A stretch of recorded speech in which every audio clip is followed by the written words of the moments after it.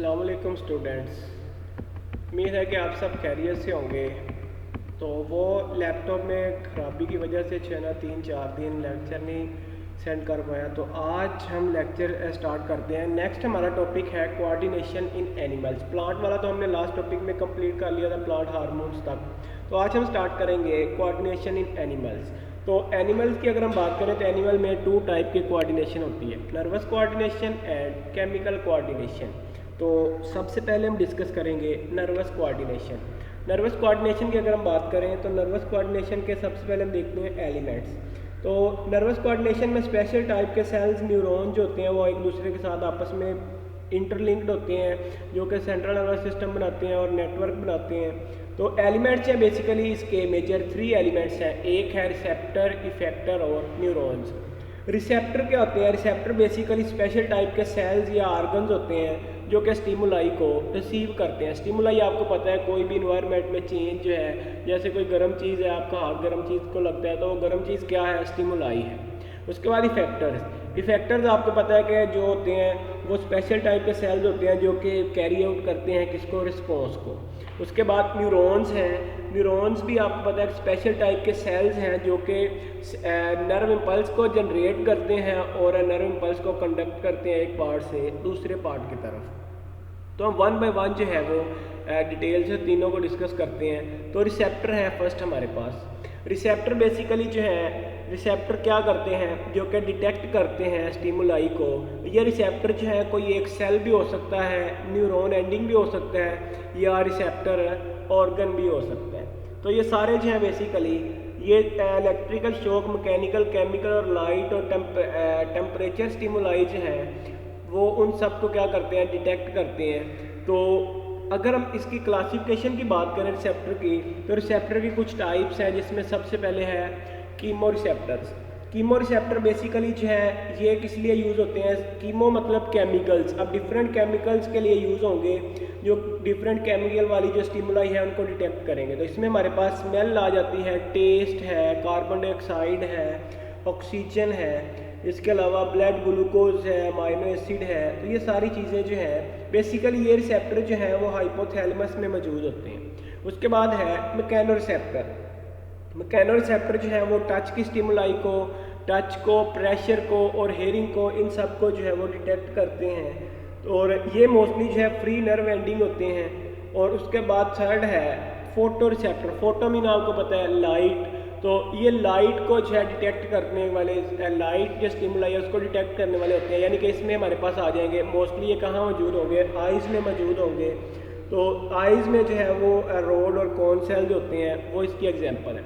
उसके बाद thermo receptor. Therm मतलब आपको पता है हीट होता है, तो ये कोल्ड और वार्म को डिटेक्ट करते हैं।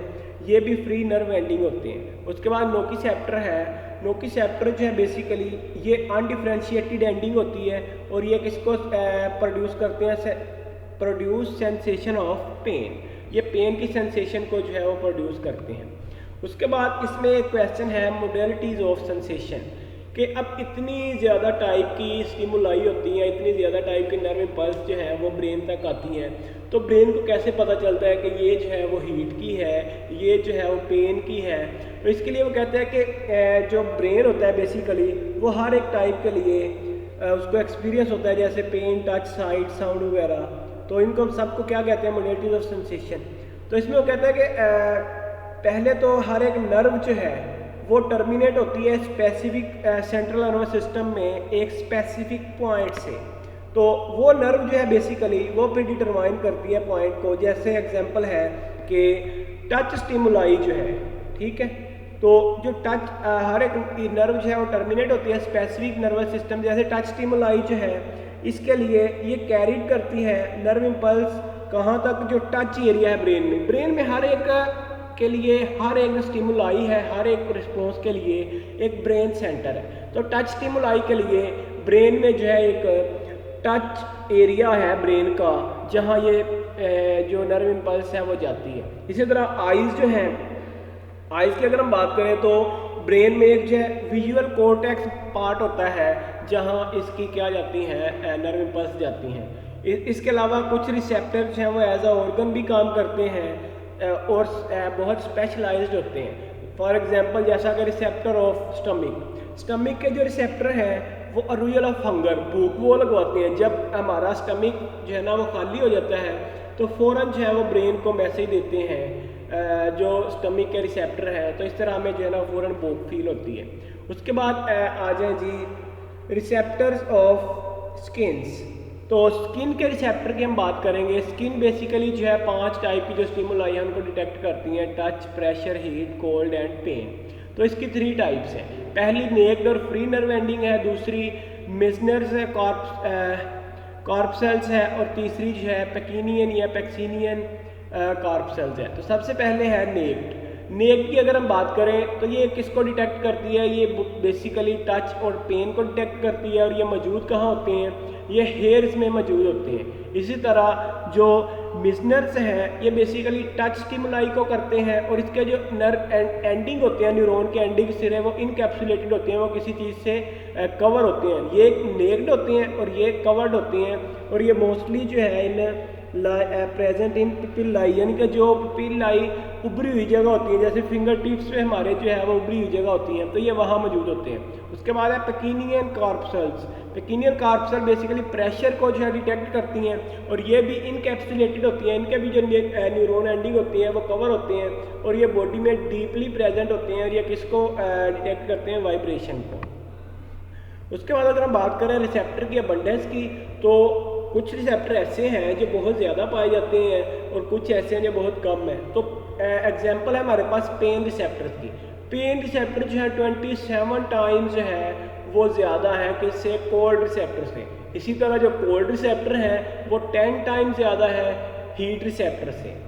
तो उसके बाद अगर हम डिस्ट्रीब्यूशन की बात करें तो कहता है कि ये इवनली जितने भी रिसेप्टर हैं ये इवनली डिस्ट्रीब्यूटेड नहीं है, बल्कि ये जो है वो उसके अकॉर्डिंग के कौन सी चीज़ कहाँ ज़्यादा जो है वो होगी, तो उसके अकॉर्डिंग जो है वो होगी। जैसे इसने एग्जांपल दिया टच रिसेप्टर।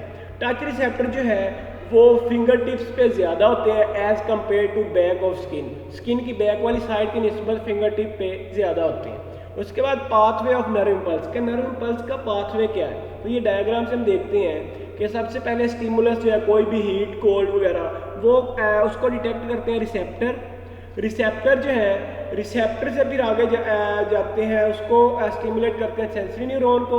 सेंसरी न्यूरॉन सीधे लेके जाते हैं सेंट्रल नर्वस सिस्टम के पास। सेंट्रल नर्वस सिस्टम दोबारा मैसेज देता है मोटर न्यूरॉन को। मोटर न्यूरॉन आगे देता है इफेक्टर को। इफेक्टर हमारे पास मसल या ग्लैंड हो सकते हैं जो कि कोई भी रिस्पॉन्स प्रोड्यूस करेंगे। तो ये इसका क्या है, ये इसका पाथवे है। यहाँ तक अगर किसी को किसी बात की समझ नहीं आई तो वो लेक्चर को अच्छे से सुन के पूछ ले, अगर किसी भी चीज़ की समझ नहीं आई। चलें जी, जज़ाकल्लाह।